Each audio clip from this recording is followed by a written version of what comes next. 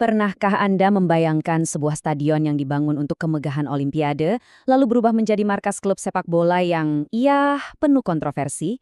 Inilah kisah transformasi London Stadium, sebuah ikon yang lahir dari sorotan dunia, tapi warisannya ditentukan oleh sebuah kesepakatan yang jadi bahan perdebatan selama bertahun-tahun. Oke, jadi begini ceritanya. Di satu sisi, kita punya kenangan gemilang Olimpiade London 2012. Tapi di sisi lain, ada realita pahit dari kesepakatan sewa yang bisa dibilang sangat menguntungkan satu pihak. Ini adalah dua wajah dari satu bangunan yang sama. Inilah yang akan kita telusuri bersama. Kita akan mulai dari awal kelahirannya, melihat masalah besar yang muncul setelah Olimpiade, membedah kesepakatan dengan West Ham, mengintip angka-angka di baliknya, merasakan apa kata para penggemar, dan akhirnya mencoba menyimpulkan warisannya yang rumit. Yuk, kita mulai dari bagian pertama, kehidupan kedua sebuah ikon Olimpiade. Kita akan melihat bagaimana semuanya bermula. Jadi, ceritanya dimulai pada tahun 2008. Stadion ini dibangun khusus untuk Olimpiade London 2012 dan sukses besar. Tapi, tak lama setelah pesta besar itu berakhir, babak baru pun dimulai. Di tahun 2013 diputuskan West Ham United akan jadi penyewa jangka panjangnya selama 99 tahun, dan mereka pun resmi pindah ke rumah baru mereka pada tahun 2016. Nah, setelah semua kemeriahan berakhir, muncullah masalah klasik yang menghantui setiap kota tuan rumah Olimpiade. Mari kita masuk ke bagian kedua, masalah pasca Olimpiade dan upaya keras untuk menghindari gajah putih. Ini pertanyaan besarnya kan? Coba bayangkan, Anda baru saja menghabiskan hampir 500 juta pound sterling untuk membangun stadion megah. Lalu setelah Olimpiade selesai, mau diapakan bangunan raksasa ini biar nggak sia-sia? Nah, ketakutan terbesarnya adalah stadion ini menjadi apa yang disebut gajah putih. Istilah ini merujuk pada aset super mahal yang akhirnya jadi beban karena biaya perawatannya tinggi dan jarang dipakai. Banyak kota tuan rumah Olimpiade lain yang terjebak dalam masalah ini, dan London tentu tidak mau nasibnya sama. Tantangannya jadi double. Pertama, mereka harus dapat penyewa jangka panjang supaya stadion ini bisa menghasilkan uang. Tapi di sisi lain, mereka juga terikat janji saat mengajukan diri jadi tuan rumah Olimpiade untuk mempertahankan lintasan atletiknya. Nah, ini kombinasi yang sulit karena klub sepak bola mana yang mau stadionnya ada jarak besar antara penonton dan lapangan. Di tengah dilema inilah, sebuah solusi muncul yang nantinya jadi sangat kontroversial. Kita masuk ke bagian 3, apakah ini kesepakatan abad ini? Saat West Ham United maju sebagai calon penyewa. Intinya, kesepakatannya seperti ini. West Ham terpilih jadi penyewa utama, mengalahkan klub lain. Mereka dapat kontrak sewa super panjang, yaitu 99 tahun.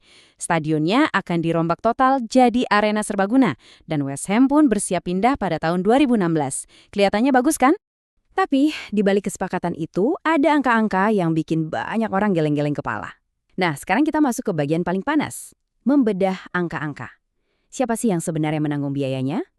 Coba lihat angka ini. 274 juta pound sterling. Itu adalah total biaya untuk merombak stadion atletik menjadi stadion sepak bola yang modern. Angka yang luar biasa besar. Dan semuanya, semuanya dibiayai oleh uang publik alias pajak masyarakat. Lalu, berapa yang dibayar oleh si penyewa utama, West Ham? Hanya 15 juta pound sterling. Itu pun cuma sekali bayar di awal. Coba bandingkan 15 juta dengan total biaya 274 juta. Jomplang banget kan? Nah, disinilah akar dari semua kontroversi finansialnya. Dan ceritanya nggak berhenti di situ. Coba kita lihat biaya operasional tahunannya.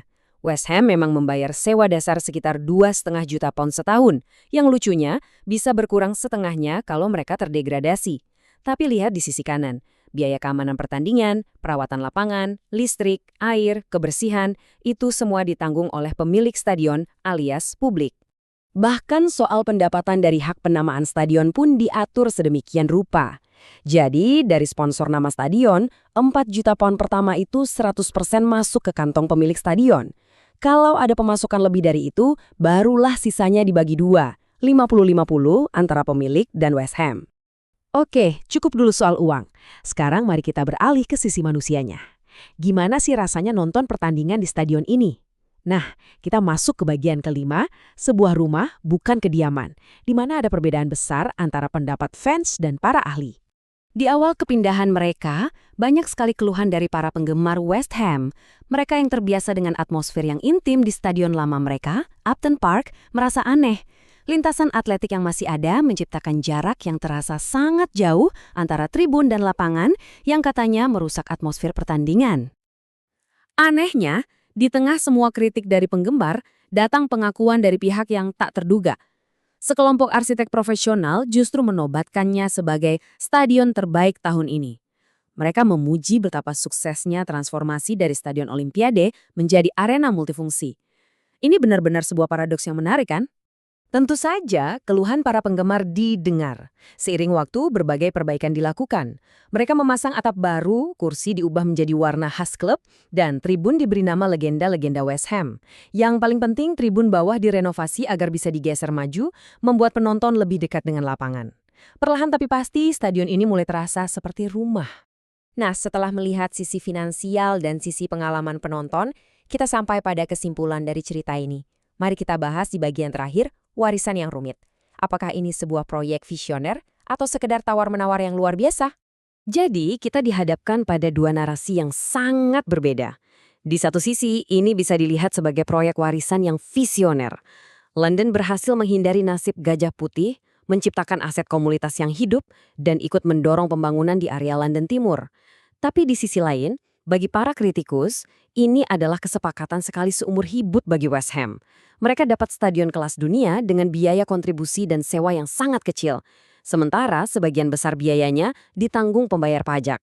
Jadi pertanyaannya tetap sama dan mungkin jawabannya tidak akan pernah memuaskan semua orang. Akankah London Stadium ini dikenang sebagai kisah sukses perencanaan kota yang cerdas?